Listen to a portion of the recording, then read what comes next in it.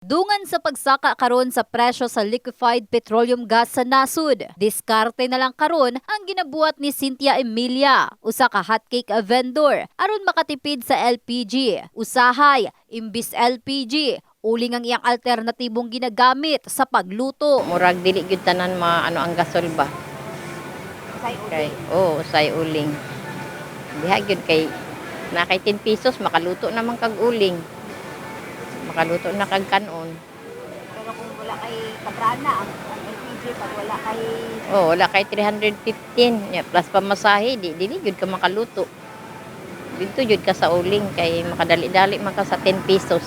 Prasi nga ni murag nabugnaw na mag-request nga painit. Makapainit dayon kag kanang hot cake. ang street food vendor nga si Mark, ginalaros niini ang pipila ka mga nagabaligyag LPG sa Gensan aron nga makapangita og mas barato. Kung asay kuan, brato dito manggod mi. Or makasave pud mi bisig 10 pesos lang. Mao lang po nang amua. Kung usay mo brato mapud ang Petron, dito na pud mi sa Petron. Depende lang sa adlaw na tag-adlaw mag-usay mo taas, usahay dili. Kung asay brato, dito lang pud mi. So kailangan man jud namo mo palit kay tungod sa pagluto namo. Kung asay kuan, palito na lang jud namo.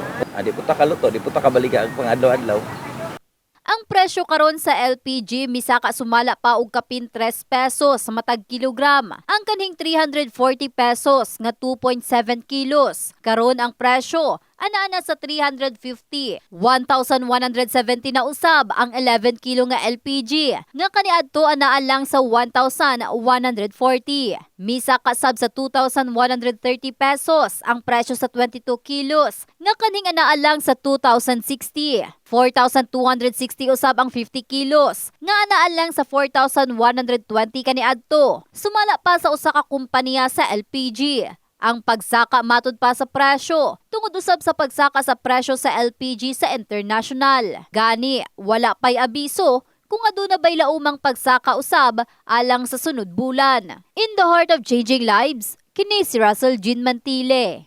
Sa Brigada News Gensan, Brigada News.